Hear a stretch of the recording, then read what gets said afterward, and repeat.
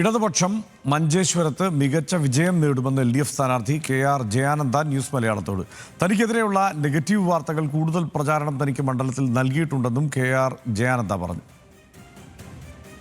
നിയമസഭാ തെരഞ്ഞെടുപ്പിൽ ഒരു താരമണ്ഡലമാണ് യഥാർത്ഥത്തിൽ മഞ്ചേശ്വരം. അത് പലതരത്തിലുള്ള പ്രാധാന്യമുണ്ട്. ശക്തമായ ത്രികോണ മത്സരം നടക്കുന്നു. സപ്തഭാഷാ ഭൂമിയാണ്.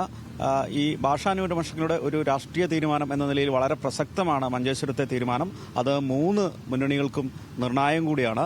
ഇപ്പോൾ നമ്മോടൊപ്പം LDFന്റെ മഞ്ചേശ്വരത്തെ സ്ഥാനാർത്ഥി നമ്മോടൊപ്പം ചേരുന്നുണ്ട്. മഞ്ചേശ്വരം മണ്ഡലം ഇടതുപക്ഷം ജയിക്കും. 2006 ആവർത്തിക്കും, ഒരു സംശയം വേണ്ട. മഞ്ചേശ്വരം എന്ന് പറയുന്നത് രാഷ്ട്രകവി ഗോവിന്ദപ്പയ്യയുടെ മണ്ണാണ്. അതുപോലെ തന്നെ കയ്യാര കിഞ്ഞണ്ണറയുടെ മണ്ണാണ്. നിരവധി സമര പോരാട്ടത്തിന്റെ ഭൂമിയാണ്. ഇന്ത്യൻ സ്വാതന്ത്ര്യ സമരത്തിന്റെ ആദ്യത്തെ സമരം എന്ന നിലക്ക് ഇന്ത്യ പ്രചരിപ്പിക്കുന്നത് 1857 സിപ്പായി ദംഗ എന്ന് പറയുന്ന സമരത്തിനാണ്. പക്ഷേ അതിൻ്റെ 20 കൊല്ലം മുമ്പ് ഈ മഞ്ചേശ്വരം ഉൾപ്പെടുന്ന അന്നത്തെ അവിഭക്ത സൗത്ത് കന്നഡയുടെ ഭാഗമായി നടന്ന ഒരു സമരമുണ്ട്. ആ സമരത്തിന്റെ പോരാളികൾ എന്ന് പറയുന്നത് നമ്മളെ മഞ്ചേശ്വരത്തെ മണ്ണുന്ന ആൾക്കാരാണ്. ഇതൊക്കെ പറയുമ്പോഴും അവിടെ വർഗീയ ധ്രുവീകരണം വല്ലാത്ത ഓരോ തെരഞ്ഞെടുപ്പിൽ നടക്കുന്നുണ്ട്. ഇടതുപക്ഷം പക്ഷേ നിസ്സഹായമായി UDFനെ ജയിപ്പിക്കേണ്ട ഒരു സാഹചര്യത്തിൽ എത്താറുണ്ടെന്ന് പറയപ്പെടുന്നു. അത് ഈ എന്തൊരു വലിയ സംഭവം. BJP പറയും ലീഗ് വരുമെന്ന്, ലീഗ് പറയും BJP വരും. പുലി വന്നേ എന്ന് പറയുന്ന രീതിയിലാണ് ഈ മഞ്ചേശ്വരം മണ്ഡലത്തിനകത്ത് ഈ 2 രാഷ്ട്രീയ പാർട്ടികൾ പ്രവർത്തിക്കുന്നത്.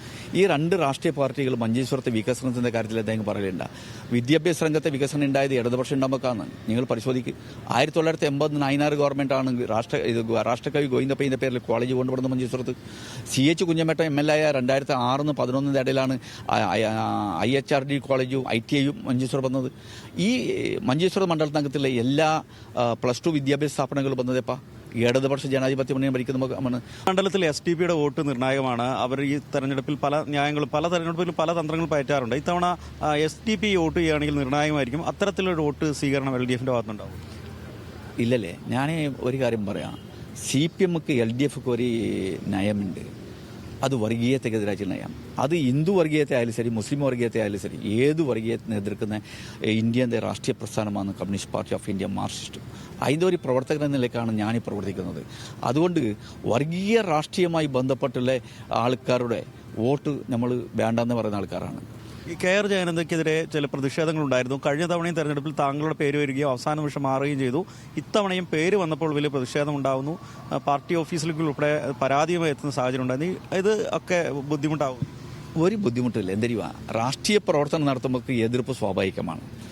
അതിൽ ഒരു വിലപ്പലാതിയാണ് എന്ത് സംബന്ധിച്ചിടത്തോളം ഇല്ല. തീർച്ചയായും KR ജയാനന്ദയും LDF മുന്നോട്ട് വയ്ക്കുന്നത് LDFന്റെ നിലപാടാണ്. കൃത്യമായ രാഷ്ട്രീയം പറഞ്ഞുകൊണ്ട് തന്നെ തങ്ങൾക്ക് മണ്ഡലത്തിൽ വലിയ വിജയം നേടാൻ കഴിയുമെന്ന ആത്മവിശ്വാസത്തിലാണ് ഇത്തവണ LDF. രതീഷ് വാസ്തവൻ, ന്യൂസ് മലയാളം, കാസർഗോഡ്.